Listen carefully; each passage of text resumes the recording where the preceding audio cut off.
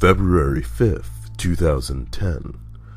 I apologize for not being able to include all of what happened on February 3rd under the appropriate date. I will act to correct this in explaining what happened today. The launch of my vessel into the sea was successful. It was lifted by a small crane off the deck of the ship into the surrounding ocean. Briefing covered the fact that there are 4 large inflatable balloons encircling the region of the vessel around my upper body, just below the window. These are for use in emergency situations only, and should be activated to ensure my safe return to the surface, lest I encounter any problems. The vessel was in the water the morning of the 4th around 11 a.m. It was possible to begin so early by the fact that in the final week of training, I was flown out to Australia to live for the last few days before I was taken out by boat to the trench.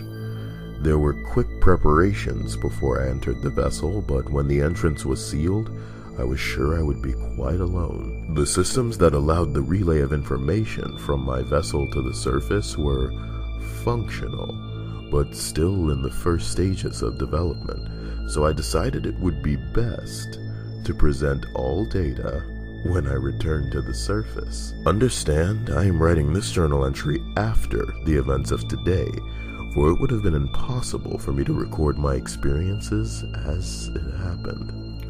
It was quieter in the vessel than I'd ever imagined.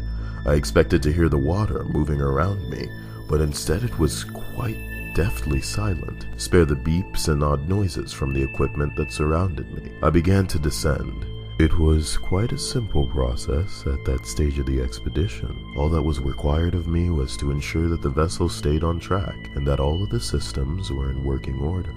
The top of the vessel was attached to a very thick, very strong metal rope, and it was my job to make sure the vessel was moving downwards instead of off to the side or at an odd angle, which would have lengthened the descent. The weight of the vessel helped to pull it down, and the rope would be cranked up in order to bring me back to the surface when necessary. If the rope system was to malfunction, I was told to activate the balloons. For close to an hour, the descent was as I expected. Below about 1 kilometer, I activated the lights on the sides, bottom, and top of the vessel, and accepted I was not going to see a lot. The lights were not as powerful as I hoped, and only penetrated the water a few meters. Still, I was able to see the area around me to an acceptable level, and the water in front of my little porthole was illuminated sufficiently. Most of the data it was required of me to collect were pH samples of the surrounding water, and the sediment on the seabed, I was told. All of this could be done by machinery on the outside of the vessel, and I was present to operate this from the inside. Many minutes passed, and I found myself nearing the end of my descent. It was my estimate that Challenger Deep was only a few hundred meters below the vessel. This is where it began.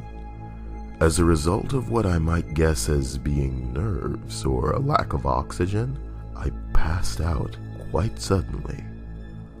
I am unsure still as to why this happened, and can only hypothesize as rationally as I am able. It seems the most likely explanation would be that it was due to some nervous disposition, although part of my training was learning to cope with the descent mentally, so I thought myself adequately mentally prepared for the challenge. I'd also never had a reaction so extreme as a result of nerves before.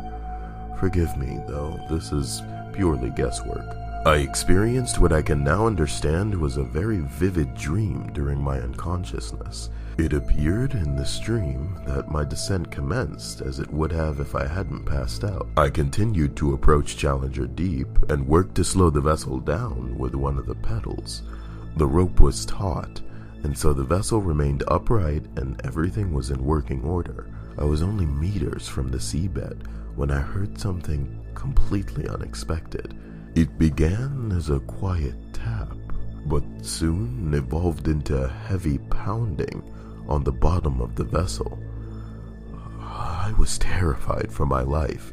In situations where you might find yourself in close proximity to something I can only describe as malevolent, Do you find that you're almost pushed internally away from whatever this may be? Almost as if your organs are so desperate to move that they shift your body in whatever direction will take you far away? It was this that I experienced, but I was unable to move an inch. I was frozen on the spot, and ice-cold waves of terror swept through my body, almost as if I wasn't in the vessel at all, and was being consumed by freezing, jet-black ocean. It took a few seconds to regain my composure once the banging had stopped, and I decided to consult the camera on the bottom of the submarine to see if I could figure out what it had been. The image was skewed and fuzzy. The device was new, and while it allowed me to see the ocean beneath the vessel, it was not in any great detail, and I was unsure at that point why there had been cameras installed in the first place. It was a very high-tech pioneering vessel, but the technology was still very new and untested. It took me a few seconds to decipher the image. I was horrified, beyond explanation, at what I saw. The light on the bottom of the vessel was the brightest, so I was able to see further and more clearly than in any other direction. But I wish now that I hadn't. I could see the seabed, but there was something foreign in the middle of the image. It took a few seconds of staring before I realized it was the man in my back garden. He was sitting cross-leggedly on the ocean floor and reaching out to the camera with one long, thin arm. I saw him in more detail than I ever wanted to. His skin was pale and bluish, as if all the blood had been drained from his body. The face of the man that I saw on the camera was contorted into a terrified scream, changing slowly and dramatically, almost like he was asked to appear, as if he were in the greatest pain of his life. But to make it obviously fake and cliched, he grabbed at the vessel and tried to hold on, but his hands dissipated with the ocean whenever it seemed like he could get a grip. This went on for a few seconds, until one petrifying moment where his hand successfully thumped the side of the vessel, which snapped me awake. I was nearing Challenger Deep again, it seemed. The vessel moved for a few meters and I was in a state of total shock.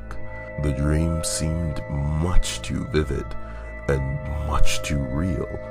It was then that I heard it anew. 2 knocks on the bottom of the vessel.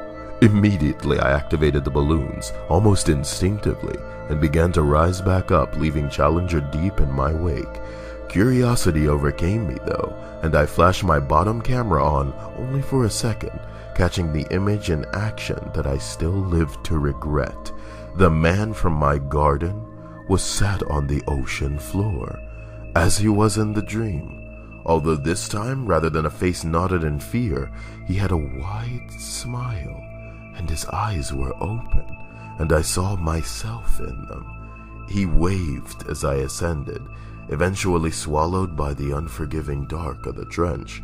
I rose up to the surface in silence and communicated the events of the dive to my superiors. I said that I saw a creature no human was ever meant to contact, and left it at that. They didn't ask questions, and to some degree they probably already knew.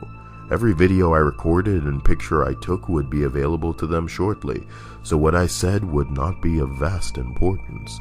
I was made to continue with life as if nothing had happened. I would have left this event alone, buried this chapter of my life as deep as the man at the bottom of the trench, allowed the darkness of the ocean to consume this memory and never regurgitate it.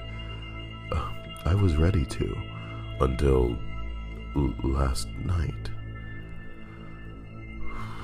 I heard 2 faint knocks from under my bed.